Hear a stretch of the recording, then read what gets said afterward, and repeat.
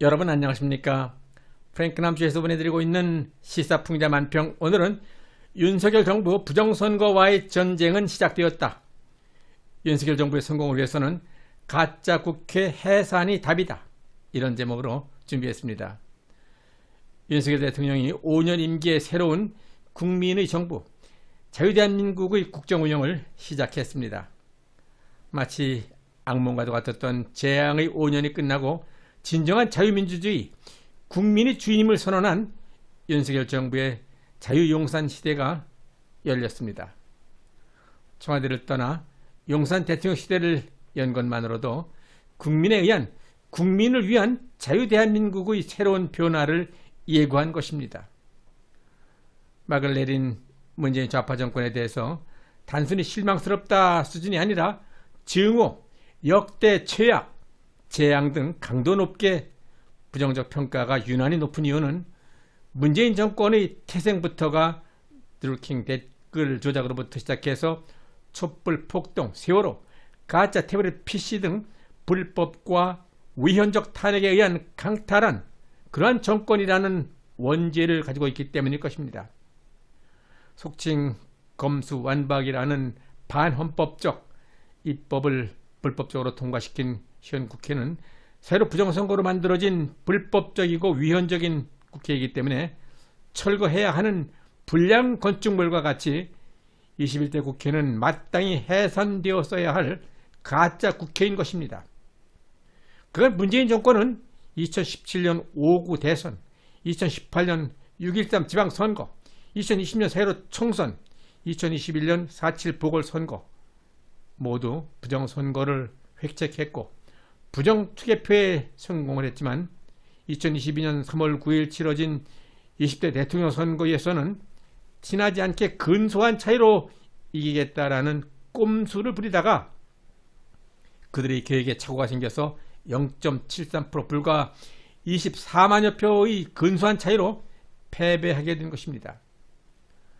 보이지 않는 원탁 테이블, 외세의 지령, 조혜주, 양정철, 이해찬, 이근영 등 부정선거 총괄기획단, 부정선거 기술자들은 3구 대선에서 부정선거의 묘기, 부정선거 재주를 부리다가 원숭이도 나무에서 떨어질 때가 있다고 부정투표지 투입 계산에서의 미세한 실수로 나무에서 떨어진 원숭이 꼴이 되고 말았습니다.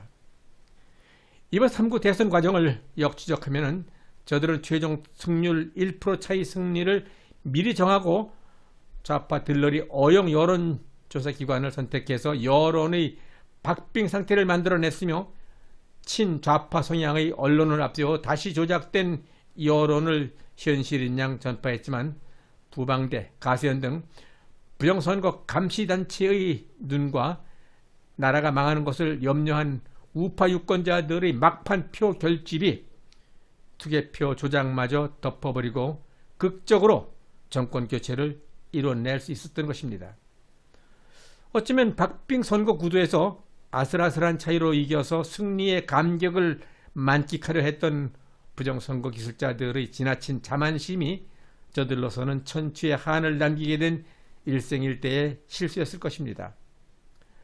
따라서 검수완박은 부정선거의 실수를 만회하고 부정선거를 감추기 위한 선제적 방어수단이며 주사파 일당과 고정간첩, 친북 좌파 인사들을 보호하기 위한 북한 대남 통전부가 내린 지령일 가능성도 있는 것입니다.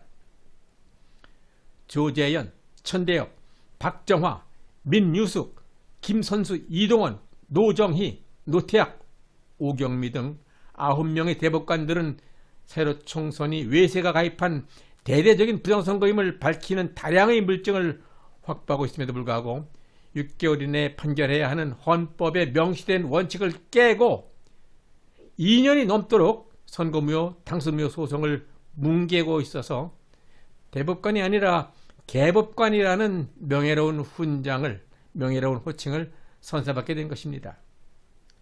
지난 4.19 4월 29일 민경욱 의원의 변론에서 제기한 일괄적으로 인쇄된 듯한 일장기 투표지에 대해서 단순히 인주가 흘러나와서 생긴 현상이다라고 구차한 변명을 했는데 새로 총선 무효선언 이후에 파장이 두려워서인지 아니면은 대법관마저 골수 좌파 세력들로부터 지금도 지배를 받고 있어서인지 이미 정권이 교체되었음에도 판결을 지체하고 있는 것은 저들 내부에 뭔가 보이지 않는 대단한 힘이 작용하고 있다고 보아야 할 것입니다.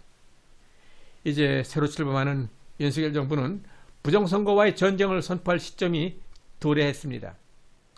새 정부는 부정선거와의 전면전에 앞서서 우선 인천지검 이두봉 검사장으로 하여금 배추니 투표지 증거 조작으로 의심받고 있는 천대엽 대법관을 집중 수사해서 물증을 보고도 판결을 지체하는 대법관들의 가면을 벗겨야 할 것입니다.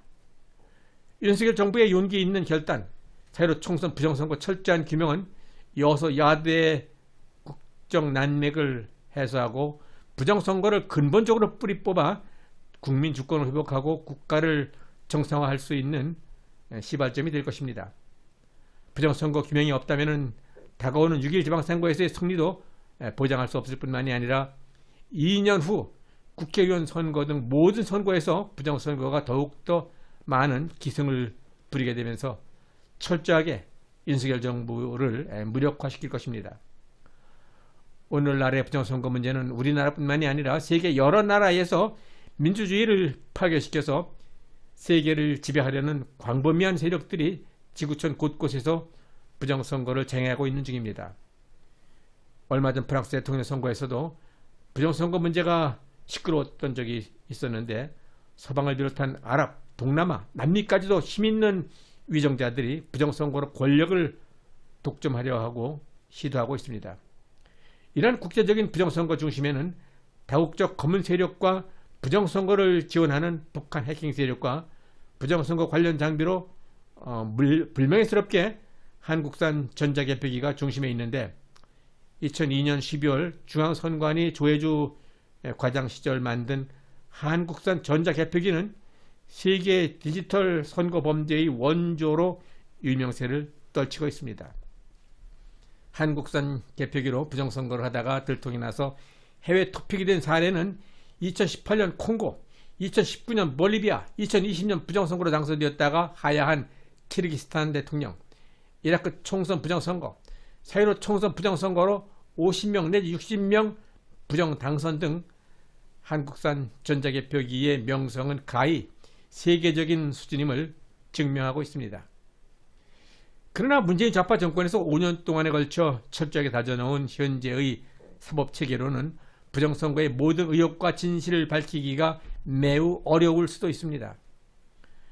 윤석열 정부가 단호한 결기와 구국의 신념으로 부정선거와의 전쟁을 선포하거나 6.1 지방선거부터는 위헌적인 QR코드 대신 철저하게 모든 투표지에 바코드를 사용하도록 하고 사전투표제도와 우편투표제도 대신 본투표일을 이틀로 하는 등 특단의 대책을 세우지 않는다면 안 될 것입니다. 프랭클 납치에서 보내드리고 있는 시사 만평은 새로 출범하는 윤석열 정부의 성공을 위해서 그리고 다가오는 6.1 지방선거의 완벽한 승리로 새 정부에 힘을 실어주기 위해서 부정선거와의 투쟁에 더욱더 노력할 것입니다. 여러분들의 구독, 신청과 좋아요 그리고 의견 참여 댓글은 저희 이러한 노력과 또한 후속 영상 제작에 많은 도움이 될 수 있습니다. 끝까지 시청해주신 여러분 대단히 감사합니다.